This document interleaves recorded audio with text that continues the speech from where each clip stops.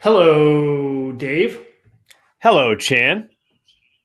and welcome to episode 10 of Q and A Friday. You know what? I think we should definitely start not calling it a day. It's definitely a yay because it's Friday. Yeah, it's Friday. I'll take it. I will take Also it. known as Pizza Friday for those of us who celebrate pizza eating. Yes. Although tonight I'm not actually getting pizza. Yeah, you know what? I'm not either. I got it last night because we have some event with dinner tonight, so it's like As the pizza do I. gets in. Yeah. Maybe I'll get lucky and I'll show up in the dinner plans where we're actually pizza. Ooh, you know what I would say? No matter how fancy or cool it is, pizza always works. I think it's how you serve it, and if it's thin crust, I think you're good. Yeah. I think thin crust is more fancy because you can eat it with one finger, Yes. or you can eat it with a finger up. Yes. And you can serve it in and different shapes. yeah, and you can use serving dishes for it. Oh, And the do all the nonsense things. that comes out of our mouths is epic. Yeah.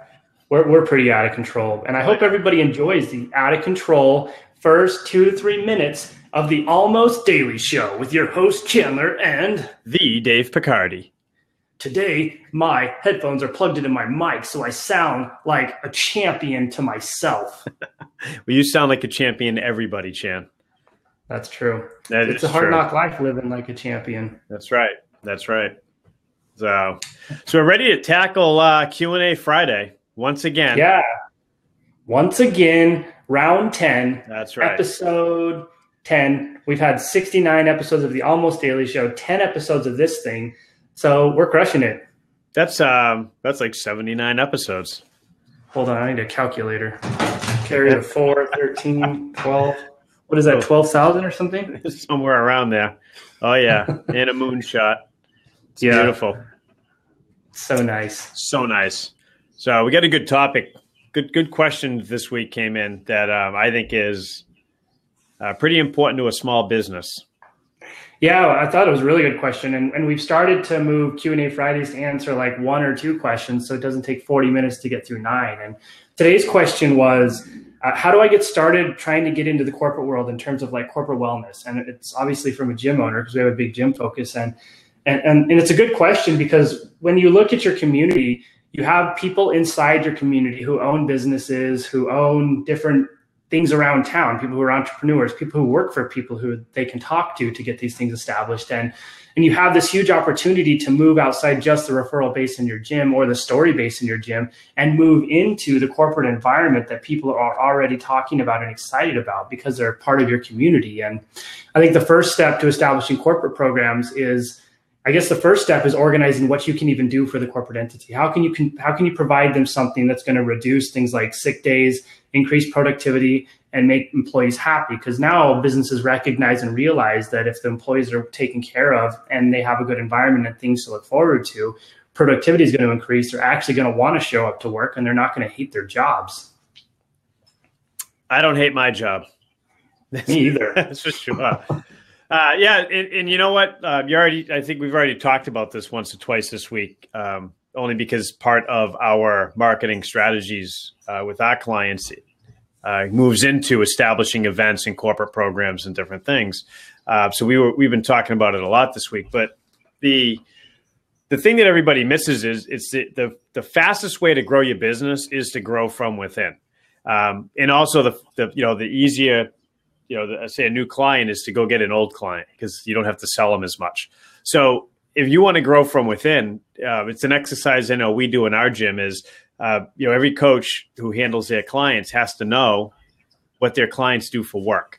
And it's not just to randomly have that information. It's to identify in our local market, who are the people that we want to be working with to go into their businesses and establish corporate programs. And, a hard thing to do is go sell a company on something that you don't have a relationship with. You have to build a relationship first. So if you go to your own community and find those people, you already have a relationship. You already have a champion for your cause inside of the business already. So you're going to get all the introductions. You're going to get, anything you need to build any program that you want. But that's the fastest way in, and in your local market. Oh, no, Chan, you're frozen. Or am I frozen? So one of us is... there you go.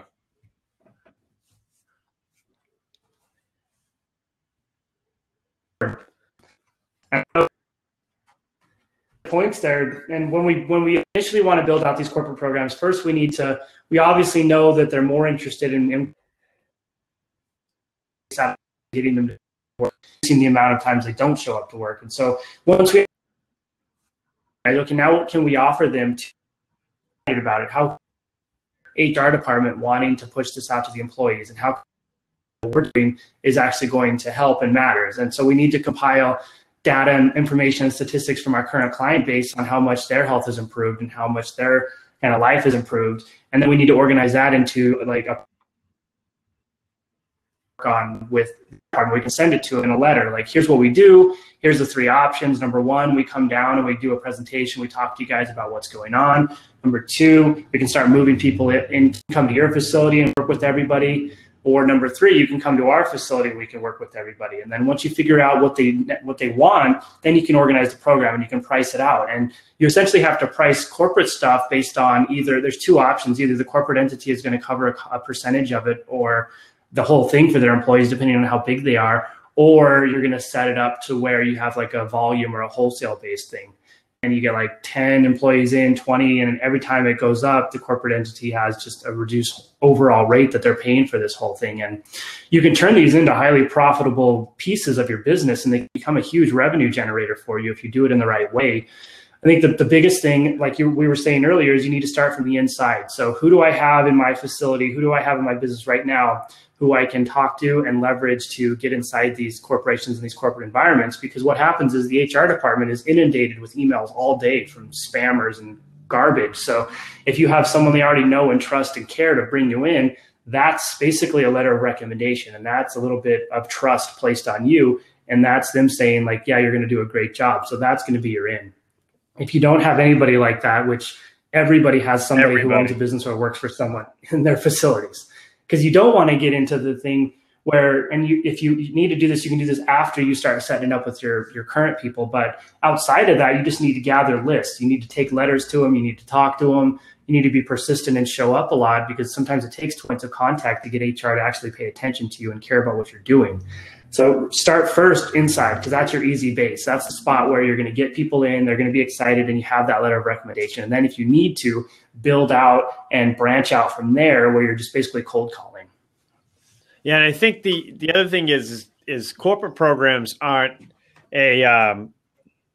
like a discount to come to your facility. And don't set it up so that it's that simple where you're just in trying to sell memberships. What's the value that you're actually giving to the companies? And there's many things you can do with that, and it could be stuff that's on site at your location. It could be lunchtime talks, monthly seminars that happen at the company. So figure out where you can give value and where you can kind of bundle up your expertise to create that program. I know right now we're working on a thing where it's going to be, a corporate challenge stuff where, we're in educating and we're doing all those things, but we're actually going to build it around like an actual challenge. And we're going to try to pit some companies against each other and track all the numbers and have a like a team approach, a company team approach to healthy lifestyle in their organization. Yeah, and that's a good idea. And what we did in the past, we had a pretty large corporation that we worked with to run basically quarterly challenges and quarterly events for the company. So we would come in and we talked a little bit about the representative about what we do and how we can approach this, develop the plan of action with them, and then they set it up to cover all the costs and everything for the employees to attend these things. And so we did one informational meeting in their big auditorium. We got up and we talked to them about health and wellness, how they can get better, how they their own, and how they can work with us, and what the challenge environment is going to be like inside the business as we start this thing. And then when we kickstarted it, we brought all the employees got like a guidebook to follow. We held them accountable for showing up. The corporate entity actually gave us an office to shut down and run everything out of. So we ran workouts out of it. We ran all the nutritional information. We even had a whiteboard to talk to people on.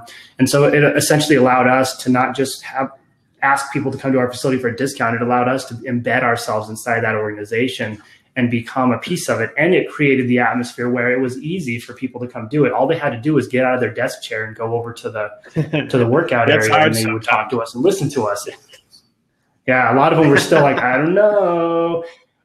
But then when the corporate entity really gets excited about it, they'll pay for them to go and do that. They'll give them that time. Like, hey, you get an hour break, but we're going to cover that hour for you so you can go get your workout in. And that's when you know you win, when you have a legitimate integrated circuit where you're an essential piece of this. The corporate entity believes in what you're doing, and they want to support what you're doing and get more people involved and excited about it. Yeah, and the first step to that is actually going in and talking to them. And if you have something that you do that works, and then you just want to repeat it, then you have a process.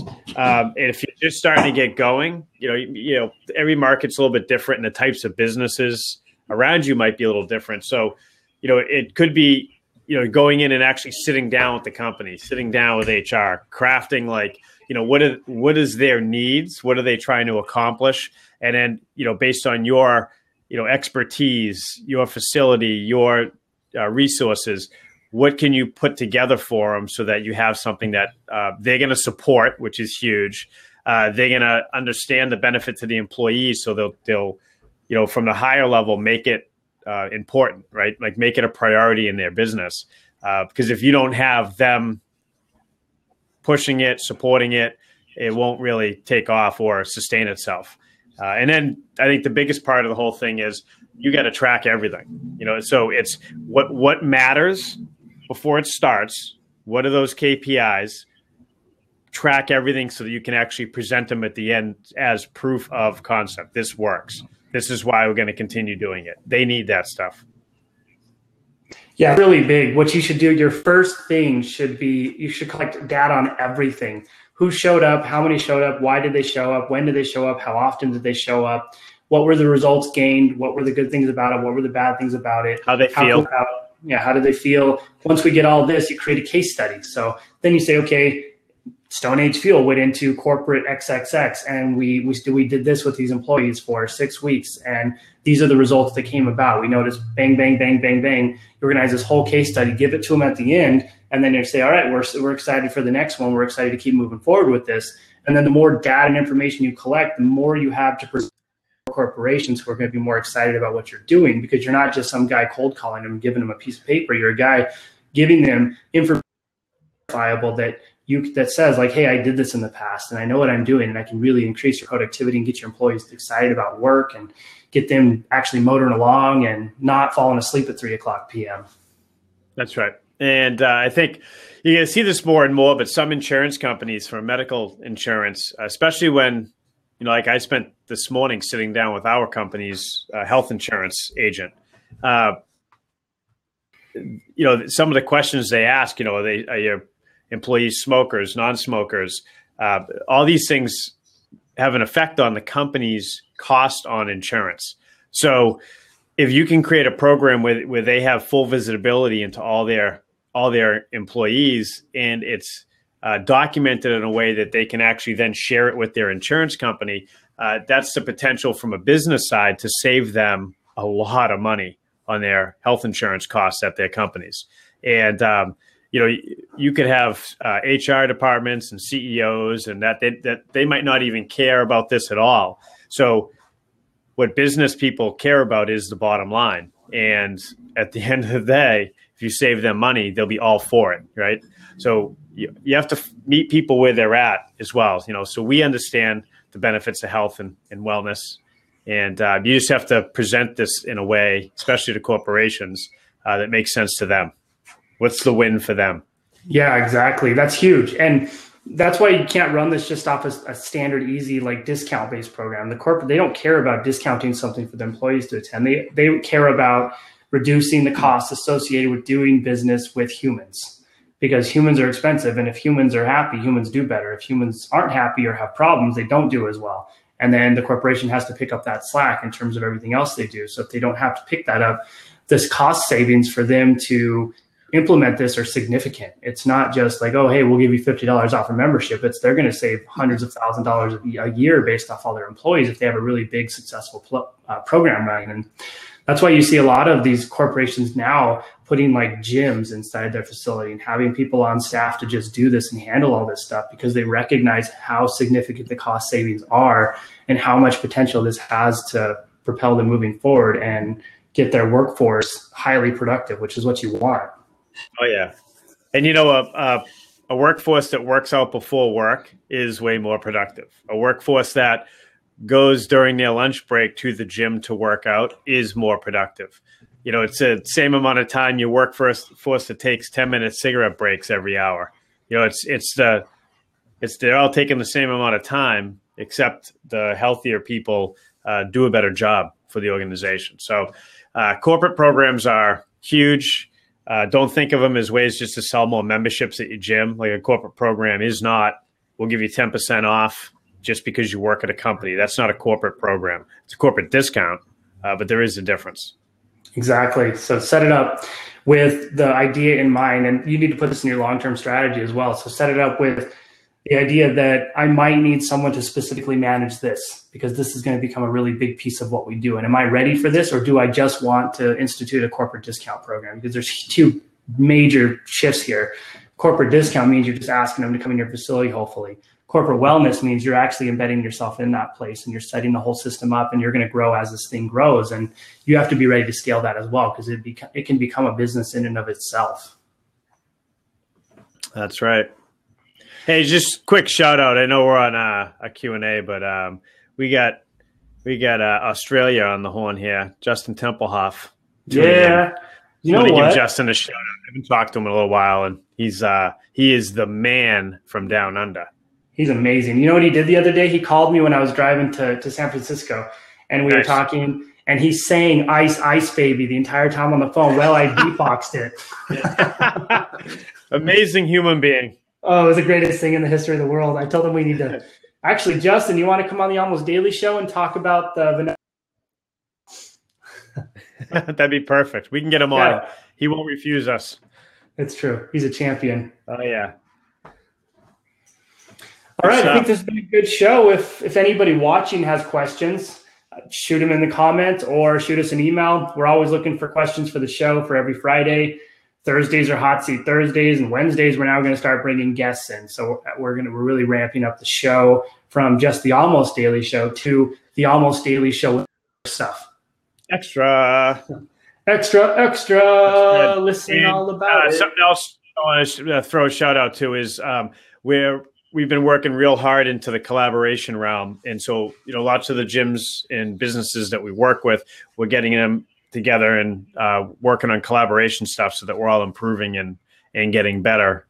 So if you're out there and you want to collaborate on corporate programs, you need some help with corporate programs, shoot us a message, because we'd love to hook you up with other people that are all working on the same thing and create excellence. That's it. Helping people get better and building on our goal of building a culture of caring in as many businesses as possible. That's right. We should make sure that we have a much nicer voice when we talk about it. The culture of caring. I personally would like to build a culture of caring in as many businesses as possible. That was sensual. Unbelievable. I'm in. Mm-hmm. Yep. Now do your sensual voice. I just did it. This is it. Oh, wow, that's really sensual. Yeah, this is as good as it gets. Yeah, my wife is absolutely. She's always blown away by how sensual it gets. Gosh, yeah. I'm excited right now. You should be. Jeez.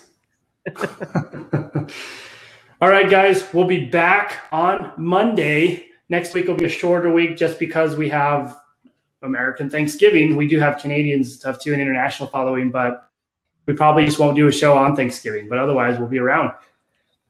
Excellent. All right, guys. See you next week. See ya.